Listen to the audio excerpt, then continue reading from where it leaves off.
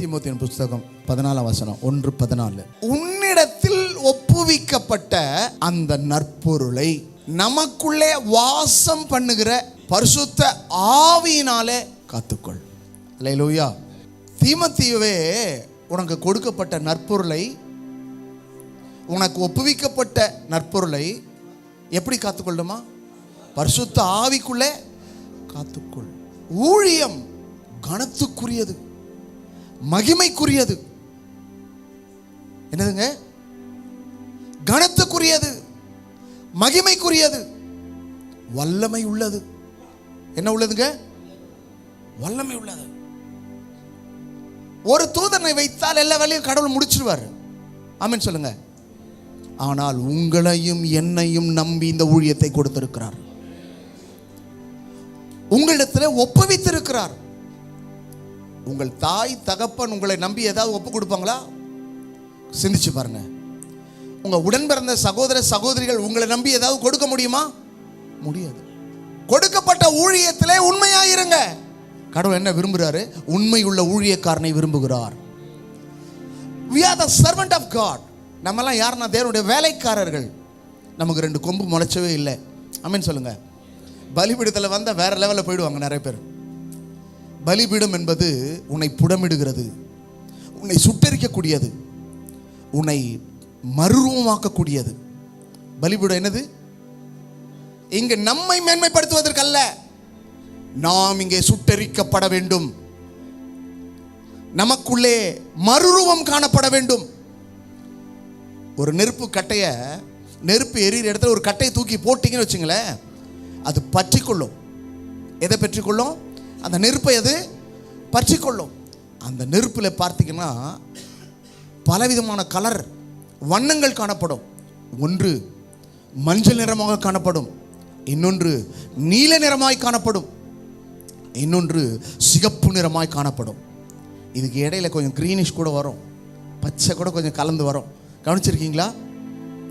ஒரு கரி துண்டை போட்டாலும் அதுவும் அப்படிதான் மாறிடும். ஒரு இரும்பு துண்டை போடுங்கள், அதுவும் அப்படிதான் மாறிவிடும். எல்லாமே அந்த நெருப்புக்குள்ளே போகும்போது மாறிவிடுகிறது. ஆனால் நாம் ஆராதிக்கிற கடவுள் அக்கினிமயமானவர். இன்னும் நாம் மாறவில்லை, அவர் இருக்கிறவராகவே இருக்கிறார்.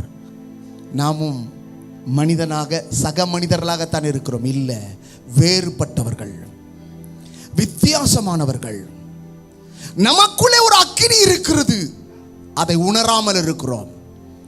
அந்த அக்கினி நம்மை வித்தியாசத்தை உண்டாக்குகிறது, நமக்குள்ள ஒரு வித்தியாசத்தை உண்டாக்குகிறது. சக மனிதர்களைப் போல இருக்க நாம் அழைக்கப்படவில்லை, நமக்கு கொடுக்கப்பட்ட வேலையை செய்யும்படியாய் அழைக்கப்பட்டிருக்கிறோம். அழைக்கப்பட்டிருக்கிறோம். நம் மீது ஒரு அபிஷேகம் இருக்கிறது, நமக்குள்ளே ஒரு அனல் வீசி கொண்டிருக்கிறது. நமக்குள்ள இருக்கிறதான அந்த அனல், நமக்குள்ள இருக்கிறதான அந்த அபிஷேகம், நமக்குள்ள இருக்கிற அக்கினி மாற்றத்தை உருவாக்கக்கூடியது. அல்லேலூயா. என்ன செய்யக்கூடியது? மாற்றத்தை உருவாக்க வேண்டும், மனம் மாற்றத்தை உருவாக்க வேண்டும், ஆவிக்குரிய ஜீவியத்தை மாற்றக்கூடியவர்களாய் மாற வேண்டும். ஏதோ எல்லாம் செய்கிறாங்க, நானும் செய்கிற ஊழியம் இல்லை இது. ஆகவே ஊழியம் என்பது ஊதியம் அல்ல, அது சேவை, அது இறைப்பணி. அந்த இறைப்பணியை செய்யக்கூடியவர்கள் எப்படி செய்யணும்? தியாகமாக, அர்ப்பணிப்போடு கூட செய்யணும். அப்படி செய்தால், எனக்கு கடவுளுடைய கிருபையில் இன்டர்நேஷனல் லெவலில் ஊழியத்தை வச்சிருக்கிறாருன்னா அந்த விசுவாசம்தான், அந்த உண்மை தான், அந்த தாழ்மை தான் இன்றைக்கு நமக்குள்ள அதுதான் வேணும். அது இருந்தால் இங்கே இருக்கிறவங்க எல்லாமே ஆசீர்வாதமாக இருப்பீங்க. அல்லேலூயா. தீமோத்தேயுவே, உன்னிடத்தில் ஒப்புவிக்கப்பட்ட அந்த நற்பொருளை பரிசுத்த ஆவிக்குள்ளே காத்துக்கொள். இன்றைக்கு அநேகர் ஊழியங்களை மாம்சத்தில் ஊழியத்தை வளர்த்தலாம், ஊழியத்தில் ஒரு பெரிய லாபத்தை கண்டுலாம் நினைக்கிறாங்க. என்னது கண்டுலாம்? லாபமான அனைத்தையும் நஷ்டமாக என்று எண்ணுகிறேன். அல்லேலூயா. ஊழியம் லாபம் இல்லை. ஊழியன்றது என்ன இல்லைங்க? சொல்லுங்களேன். இது மல்டி மார்க்கெட் இல்லை. ஆமென் சொல்லுங்க. இது என்ன தெரியுங்களா? சாக்ரிஃபைஸ், டெடிகேஷன், தியாகமான வாழ்க்கையை, அர்ப்பணிப்பான ஒரு வாழ்க்கையை எதிர்பார்க்கிறார். அந்த வாழ்க்கை உன்னிடத்தில் இருந்தால் கர்த்தர் உன்னை எடுத்து பயன்படுத்துவார். கர்த்தர் உங்களை எடுத்து பயன்படுத்துவார். கர்த்தர் உங்கள் மூலமாக பெரிய காரியங்களை செய்கிறவராக இருக்கிறார். அல்லேலூயா, அல்லேலூயா. நம்புறீங்களா? விசுவாசிக்கிறீங்களா? என்ன கொடுக்கப்பட்டது? உன்னிடத்தில் ஒப்புவிக்கப்பட்ட நற்பொருள். இந்த ஊழியம் யாருக்குமே இல்லை. உலகத்தில் எவ்வளோ பேர் இருக்காங்க, எவ்வளோ படிச்சிருக்காங்க இல்லை, எவ்வளோ பெரிய ஆட்கள்லாம் இருக்காங்க, அவங்களெல்லாம் தெரிந்து கொள்ள உங்களையும் என்னையும் தெரிந்து கொண்டு இருக்கிறார். உங்களையும் என்னையும் நம்பி இந்த ஊழியத்தை கொடுத்திருக்கிறார். இந்த ஊழியத்தில் நம்ம எப்படி இருக்கணும் என்றால் உண்மையாக இருக்கணும். ஒப்புவிக்கப்பட்ட ஊழியத்தை உண்மையாய், உத்தமமாய், உறுதியாய் செய்யணும். அப்படி செய்தால் நம்முடைய ஊழியத்தில் பெரிய மாற்றங்களை நம்ம என்ன செய்வோம்? சொல்லுங்களேன். ஏங்க அமைதியா இருக்கீங்க? அல்லேலூயா, அல்லேலூயா. ஒப்புவிக்கப்பட்ட ஊழியத்தை நாம் எப்படி செய்யணும்? பயத்தோடு, பக்தியோடு, பரிசுத்தத்தோடு ஊழியத்தை செய்யணும். எப்படி செய்யணும்? பயத்தோடு, பக்தியோடு, பரிசுத்தத்தோடு ஊழியம் செய்யணும். ஏனோ தானோ என்று செய்யக்கூடியது ஊழியம் அல்ல. மற்றவர்கள் மெச்சிக்கொள்வதற்காக செய்கிறது ஊழியம் அல்ல. முகசுதிக்காக செய்கிறது ஊழியம் அல்ல. மனுஷரை பிரியப்படுத்துவதற்காக செய்கிற ஊழியம் அல்ல. எனக்கு அன்பானவர்களே, சிந்திக்கவும். இந்த வேதம் என்ன சொல்கிறது என்றால், ஒப்புவிக்கப்பட்ட நற்பொருளை பரிசுத்த ஆவிக்குள் காத்துக்கொள்ளணும். மாம்சத்தில் எதையுமே என்ன செய்ய முடியாது? செய்ய முடியாது. மாம்சம் பலவீனம்தான். தேவ மனுஷன் சொல்றான், என் ஆத்மா மண்ணோடு ஒட்டி கொண்டிருக்கிறது. எனக்கு ஒட்டின்னு இருக்கு. இது விலையேறப்பட்டது. இது தேவனோடு ஒட்டி கொள்ள இருக்க வேண்டும். ஆனா இந்த ஆத்மா அநேக நேரங்களில் மண்ணோடு ஒட்டி கொண்டிருக்கிறது. ஏன்னா பணம் மண்ணு. சொல்லுங்க. பொண்ணு மண்ணு. எங்கிருந்து வருது? அது மண்ணுல இருந்து வருது. அப்போ சிந்திக்க வேண்டும். நாம சிந்திக்கிறது இல்லை. நற்பொருளை காத்துக்கொள்ளணும். பரிசுத்த ஆவிக்குள்ள காத்துக்கொள்ளணும். மாம்சத்தில் காத்துக்கொள்ள முடியாது.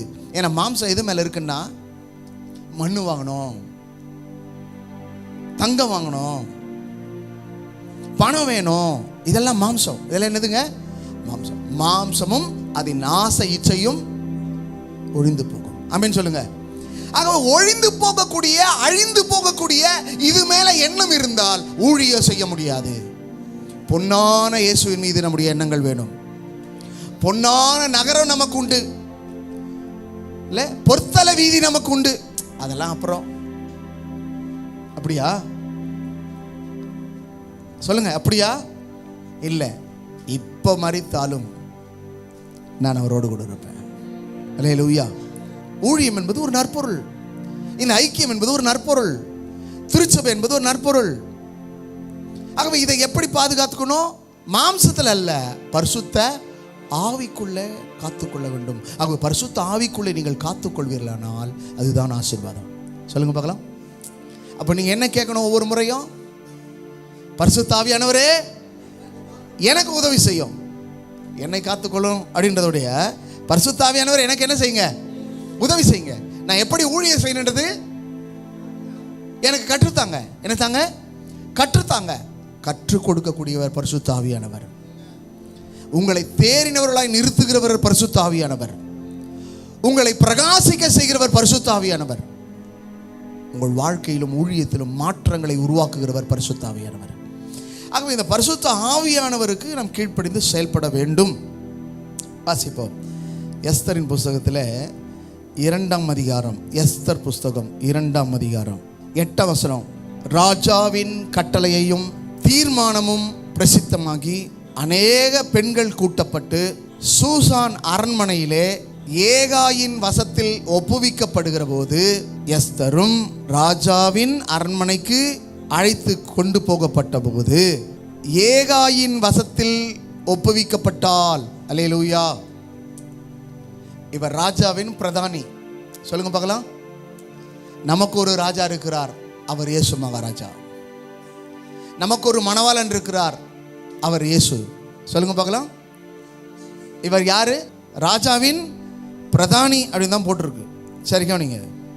இப்போ நீங்களும் நானும் யாரு? ராஜாவின் பிரதானி. நம்முடைய ராஜ்யம் எங்கன்னா பரலோக ராஜ்யம். நம்முடைய ராஜ்யம் என்ன ராஜ்யம்? பரலோக ராஜ்யம். இப்போ சபை என்பது என்ன? மணவாட்டி. சொல்லுங்க பார்க்கலாம். சபை என்பது என்ன? மணவாட்டி. மணவாட்டி தான் சரீரம், சரீரம் தான் சபை, சபை தான் மணவாட்டி. யாருக்கு மணவாட்டி? மணவாளனாகிய இயேசுனுடைய மணவாட்டி. அப்போ மணவாட்டி ஆகிய சபையை கர்த்தர் நம்மிடத்தில் கொடுத்திருக்கிறார். அநேக பெண்களும் கூட்டி சேர்க்கப்பட்டு அவர்களோடு கூட எஸ்தரும் சேர்க்கப்பட்டிருந்தால் இல்ல, இப்போ யார்கிட்ட ஒப்புவிக்கப்பட்டிருக்கிறது? ஏகாயின் வசத்தில் ஒப்புவிக்கப்பட்டிருக்கிறது. ஏகாய் யாரு? நடத்திப்புக்காரன். சொல்லுங்க பார்க்கலாம். ஏகாய் யாருங்க? நடத்திப்புக்காரன். அவன் ராஜாவின் பிரதானியா இருக்கலாம், ஆனால் இந்த சபையை நடத்தக்கூடியவன், பெண்களை வழி நடத்தக்கூடியவன். நான் சொன்ன பெண் என்ன? ஸ்திரீ என்றால் சபை, சபை என்றால் மணவாட்டி, மணவாட்டி தான் பெண். அப்போ இந்த பெண்களை என்ன செய்யணும்? ராஜா பார்ப்பதற்கு அவர்களை ஸ்திரப்படுத்த வேண்டும், சீர்படுத்த வேண்டும், பலப்படுத்த வேண்டும், நிலைநிறுத்த வேண்டும். சொல்லுங்க பார்க்கலாம். ஸ்திரப்படுத்த வேண்டும், பலப்படுத்த வேண்டும், சீர்படுத்த வேண்டும், நிலைநிறுத்த வேண்டும். இவ்வளவு பெரிய உத்தியோகத்தை யார்கிட்ட கொடுத்திருக்காங்க? ஏகாய் என்று கொடுத்திருக்காங்க. இப்போ இந்த பெண்களுக்கு உண்டான சுத்திகரிப்பின் முறைமையின்படியே 6 மாதம் 6 மாதம் மொத்தம் 12 மாதம், 1 வருஷம். எத்தனை வருஷம்? சுத்திகரிக்கப்படுறதுக்கு எத்தனை மாசம் ஆகுதுங்க? 6 மாதம். அப்போ திருச்சபையில் உள்ளவர்களை சுத்திகரிக்கப்பட வேண்டிய வேலை யாருக்குன்னா ஊழியக்காரனுக்கு. அவன் விலையுயர்ந்த எதை கொடுக்குறான்? இல்லை, விலையுயர்ந்ததான வஸ்திரத்தை கொடுக்குறான், விலையுயர்ந்ததான பரிமள தைலத்தை கொடுக்குறான், விலையுயர்ந்த பொருட்கள் எல்லாம் கொடுத்து, இல்லை பொன்னாபரணங்கள்லாம் கொடுத்து அவர்களை அழகுபடுத்துகிறான், எல்லாவற்றையும் செய்து முடிக்கிறான். ஏன்னா ஏகாயின் வசத்தில் ஒப்பு கொடுக்கப்பட்டிருக்கிறது. அப்போ ஆவிக்குரிய தலைவர்களாகிய நீங்கள், ஆவிக்குரிய ஏகாயாகிய நீங்கள், ராஜ பிரதானியாகிய நீங்கள், உங்களிடத்தில் ஒப்புவிக்கப்பட்ட திருச்சபையை என்ன பண்ணோம்? ஒவ்வொரு வாரமும் சுத்திகரிக்கப்படணும், ஒவ்வொரு நாளும் சுத்திகரிப்புக்குள்ளே கொண்டு வரணும், ஒவ்வொரு நாளும் அவங்கள பரிசுத்தப்படுத்தணும், ஒவ்வொரு நாளும் அவங்கள கழுவணும். கழுவுறது என்று சொல்லும் போது ஞானஸ்தானம் கொடுக்கணும். ஆமென் சொல்லுங்க.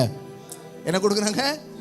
ஞானஸ்தானம் கொடுக்கணும். அடுத்தது சுத்திகரிக்கப்படுது, பரிசுத்தாவிக்குள்ளே கொண்டு வரணும். மறுபடியும் 6 மாதம் 6 மாதம் சொல்லப்பட்டிருக்கு. அப்போ அந்த 6 மாதங்களும் அவங்களுக்கு சரியான சத்தியத்தை உபதேசிக்க வேண்டும். சத்தியத்தை உபதேசிக்கும் பொழுது நீங்கள் பரிசுத்த ஆவிக்குள்ளே இருந்தால் தான் சரியா சொல்லி தர முடியும். ஆமென் சொல்லுங்க. அப்போ பரிசுத்த ஆவியானவர் உங்களுக்கு உதவி செய்தால் தான் நீங்க போதிக்க முடியும். பரிசுத்த ஆவியானவர் உங்களுக்கு போதிப்பார். எதை குறித்து? பாவத்தை குறித்தோ நீதியை குறித்தோ கண்டித்து உணர்த்துவார். பாவத்தை குறித்தும் நீதியை குறித்தும் நியாயத்தை குறித்தும் கண்டித்து உணர்த்துவார். அப்போ எது நியாயம் இருக்கும்? பாவத்தை எது உணர்த்தும்? சத்தியம். நீதி எது? சத்தியம். நியாயம் எது? சத்தியம். அப்போ இதை இந்த ஏகாயின் வசத்தில் விடப்பட்டபடினாலே, ஒப்புவிக்கப்பட்டபடினாலே, ஏகாய் அந்த கொடுக்கப்பட்டதான அந்த பெண்களை என்ன செய்யறாங்க? சரியாக நடத்துகிறான். எப்படி நடத்துறாங்க? சரியாக நடத்துகிறான், நேர்த்தியாய் நடத்துகிறான், ஒழுங்குமுறையாய் நடத்துகிறான், பரிசுத்தத்துக்கு நேராய் நடத்துகிறான், நேர் வழியாய் நடத்துகிறான். இன்றைக்கு நாம எப்படி சபையை நடத்துறோம்? ஆத்துமாக்களை எப்படி நாம் நடத்துகிறோம்? நம்மிடத்தில் கொடுக்கப்பட்டதான ஊழியம் மேலானது, உன்னதமானது, மகிமையானது. அப்போ அந்த மகிமையான ஊழியத்தை செய்யக்கூடிய நாம எப்படி இருக்க வேண்டும்? அதான் முக்கியம். இந்த ஏகாய் ராஜாவின் சமூகத்தில் அந்த பெண் உள்ளே பிரவேசிக்கிற வரைக்கும் நடத்த வேண்டிய வேலை யாருன்னா, ஆமாம்.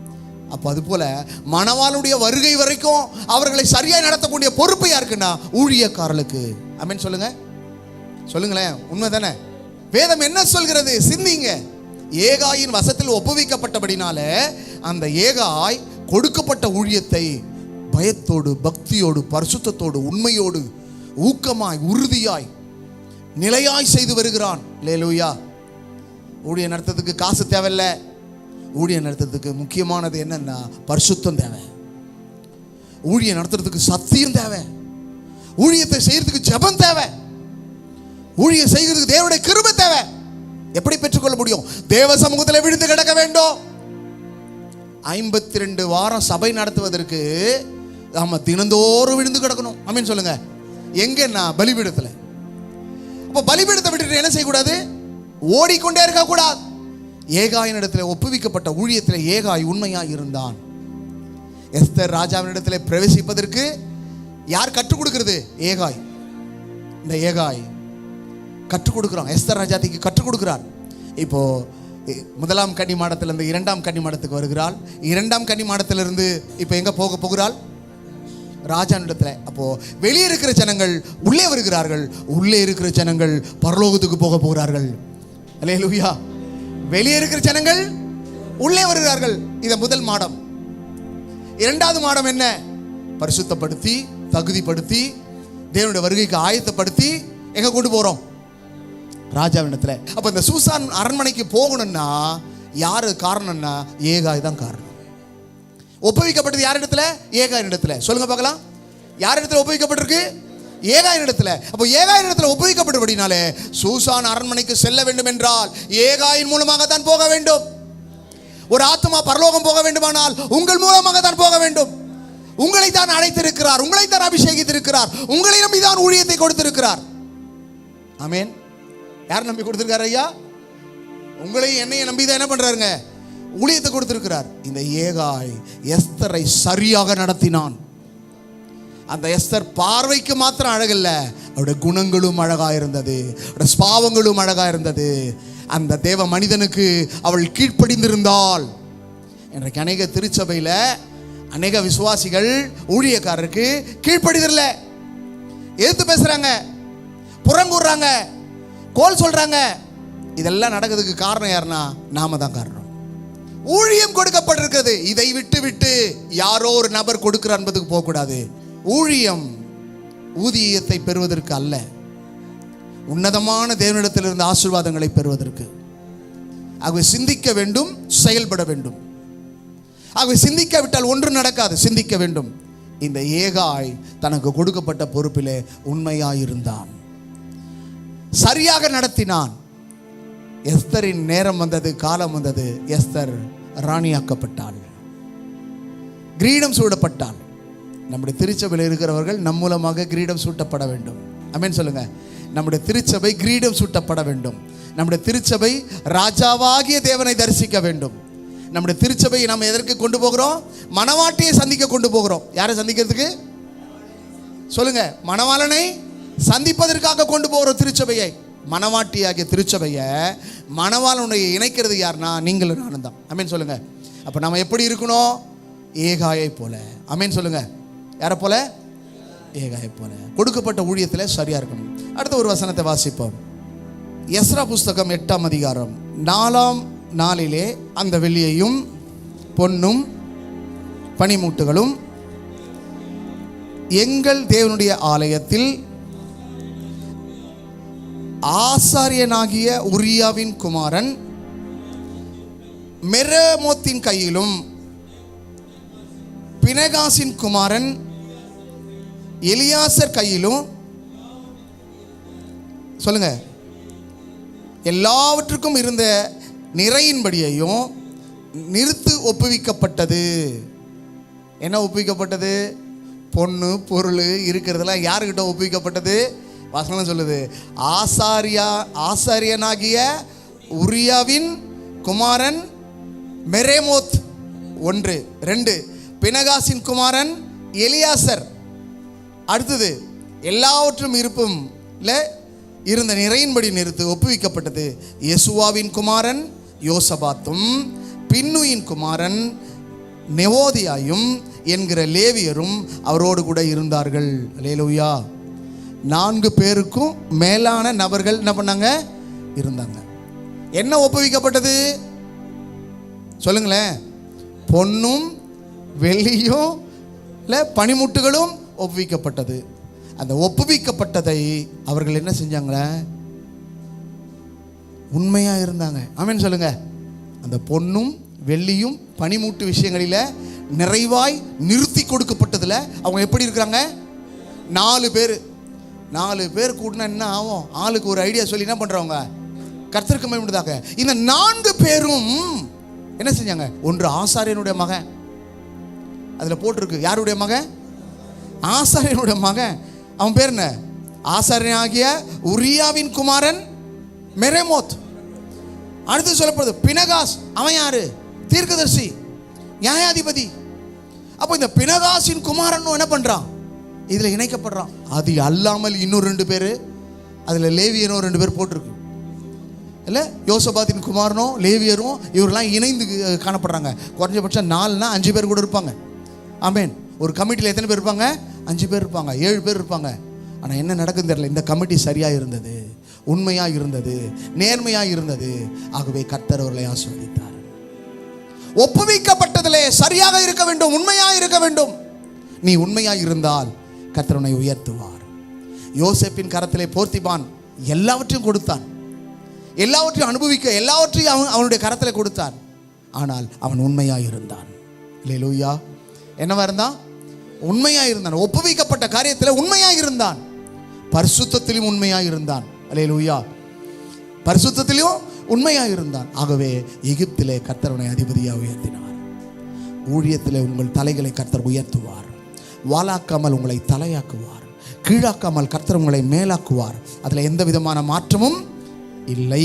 அல்லேலூயா. கடைசி வசனம் வாசித்து முடிச்சிருவோம். நெகேமியாவின் புஸ்தகம் 13ஆம் அதிகாரம். அப்பொழுது நான் செலேமியாவையும்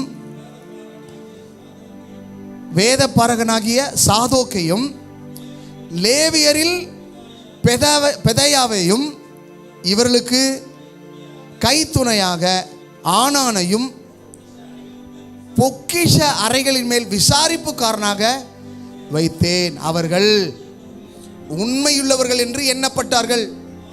ஆகையால் தங்கள் சகோதரருக்கு பங்கிடுகிற வேலை அவர்களுக்கு ஒப்புவிக்கப்பட்டது. இப்போ பங்கு போடுறது என்னதுங்க? எனக்கு கிடைக்கல, உனக்கு கிடைக்கல, குறை சொல்லக்கூடிய நேரம் வரும். ஆமென் சொல்லுங்க. ஆனால் மற்றவர்கள் குற்றப்படுத்தாதபடிக்கு, குறை சொல்லாதபடிக்கு பங்கு போடுகிறதுல, ஊழியத்தில் அவர்களுக்கு ஒப்பு கொடுக்கப்பட்ட அந்த பங்கு போடுகிற காரியங்களிலே அவர்கள் உண்மை உள்ளவர்கள் என்று சாட்சி பெற்றார்கள். அல்லேலூயா. நீங்களும் இந்த இடத்துல உண்மையாக இருப்பீர்களானால் உங்களையும் கர்த்தர் எடுத்துக்கொள்வார், பயன்படுத்துவார், பிரயோஜனப்படுத்துவார், பிரகாசிக்க பண்ணுவார். அப்படி கொஞ்சம் எழுதி நிற்போமா? அப்போ சூசான் அரண்மனையில் அவனுக்கு ஒப்புவிக்கப்பட்ட அந்த ஊழியத்தை அவன் செய்தான். இன்றைக்கு ராஜாவுடைய ஊழியத்தை செய்ய வந்திருக்கிறோம். நம்மிடத்தில் ஒப்புவிக்கப்பட்ட ஊழியம் என்ன? சபை ஊழியம், சுவிசேஷ ஊழியம், மற்ற ஊழியங்களை கர்த்தர் கொடுத்திருக்கிறார். கொடுக்கப்பட்ட ஊழியத்தில் நீங்களும் நானும் உண்மையாக இருக்க வேண்டும். ஏகாய் உண்மையாக இருந்தான். ஏகாய் உண்மையாக இருந்தான். அடுத்தபடியாக நாம் வாசித்த அந்த நபர்கள் மெரோதத் இல்லை, எஸ்தர் புஸ்தகத்தில் வாசித்தோம், நெகேமியான் புஸ்தகத்தில் வாசித்தோம், எஸ்ரா புஸ்தகத்தில் வாசித்தோம். இவங்கெல்லாம் எப்படி இருந்தாங்கன்னா உண்மையாக இருந்தாங்க. அந்த பொன்னும் வெள்ளியும் பனிமுட்டு காரியங்களிலே அவர்கள் எப்படி இருந்தாங்க? உண்மையாக இருந்தார்கள். அடுத்தபடியாக நம்ம வாசித்தத்தில் எஸ்ரா புஸ்தகத்தில் வாசிக்கும் போது, நெகேமியான் புஸ்தகத்தில் வாசிக்கும் போது ஊழியத்தில் கொடுக்கப்பட்ட பங்கு பிரிக்கிற வேலையில் அவர்கள் எப்படி இருந்தாங்க? உண்மையும் சாட்சியமாக இருந்தாங்க. இன்றைக்கு நீங்களும் நானும் உங்களுக்கு கொடுக்கப்பட்ட ஊழியத்தில் எப்படி இருக்கிறோம் என்பதை ஆராய்ந்து நம்ம ஒப்பு கொடுப்போம். நம்மக்கிட்ட சில தவறு இருக்கும். தவறு செய்யாத யாரும் இருக்க முடியாது. ஆமென் சொல்லுங்க. எல்லோரும் தவறுகிறோம் இல்லை? நிற்கிற எவனும் விழாதபடிக்கு எச்சரிக்கையாக இருக்க கடவுள். ஆகவே நம்ம எச்சரிக்கையாக இருக்கணும். கொடுக்கப்பட்ட ஊழியம். அப்படியே கண்களை மூடுமா, அந்நோக்கி பார்ப்போமா? ஸ்தோத்திரம். ஹல்லேலூயா. ஒப்புவிக்கப்பட்ட ஊழியத்தை நீங்கள் எப்படி செய்கிறீர்கள்? உங்களை ஆராய்ந்து பாருங்கள். நீங்கள் எப்படி இருக்கிறீர்கள்? கொடுக்கப்பட்ட ஊழியத்திலே உண்மையா இருக்கிறீர்களா? உகந்தவர்களாய் இருக்கிறீர்களா? உற்சாகமாய் செய்கிறீர்களா? மாம்சத்தில் அநேக நேரங்களில் முடிவெடுக்கிறீங்க. மாம்சத்தில் ஜெயம் பெற முடியாது. உங்க ஞானம் ஜெயம் பெற முடியாது. உங்க அறிவு, உங்க திறமை ஜெயிக்க முடியாது. பரிசுத்த ஆவியானவராலே உங்களுக்கு ஜெயம் கிடைக்கும். பரிசுத்த ஆவியானவருடைய ஆலோசனை கேட்டு நடந்தால் மாத்திரம்தான் ஊழியம் வெற்றியாக மாறும், ஊழியம் சிறப்பாக இருக்கும், ஊழியம் மகிமையாக மாறும், ஊழியத்தில் வல்லமை வெளிப்படும், ஊழியத்தில் கிருபை வெளிப்படும், ஊழியத்தில் வரங்கள் கிரியை செய்யும். பரிசுத்த ஆவிக்குள்ள இருக்கிறீங்களா? மாம்சத்தில் இருக்கிறீங்களா? மாம்சத்தில் முடிவு எடுக்கிறீங்களா? இல்லை பரிசுத்த ஆவியானவரே என்னை நடத்தும் என்று அவருடைய கரத்தில் விட்டு கொடுக்கிறீங்களா? இன்றைக்கு எத்தனை பேர் விட்டு கொடுக்க போறோம்? ஏகாய் என்னிடத்தில் ஒப்புவிக்கப்பட்ட ஊழியத்தை ஏகாய் நிறைவேற்றினான். ஆசாரியனுடைய பிள்ளையும் நியாயாதிபதியினுடைய பிள்ளையும் மற்றவர்களும் கொடுக்கப்பட்ட வேலையிலே, கொடுக்கப்பட்ட பொறுப்பிலே, கொடுக்கப்பட்ட பொக்கிஷங்களை, நிறுத்தி கொடுக்கப்பட்ட காரியங்களிலே அவர்கள் உண்மையாக இருந்தார்களே. இன்றைக்கு நீங்கள் எப்படி இருக்கிறீங்க? உங்களை ஒப்பு கொடுப்பீங்களா? ஜெபம் செய்வோமா? இந்த நாளிலே கர்த்தர் உங்களோடு கூட பேசி இருப்பாரானால், கர்த்தர் உங்களை உணர்த்தி இருப்பாரானால், கர்த்தர் உங்களோடு இடைப்பட்டிருப்பாரானால் உங்களை அர்ப்பணியுங்கள். இந்த ஊழியத்தை உண்மையும் உத்தமமாய் நாங்கள் செய்ய கர்த்தர் கிருபை தாரோம்.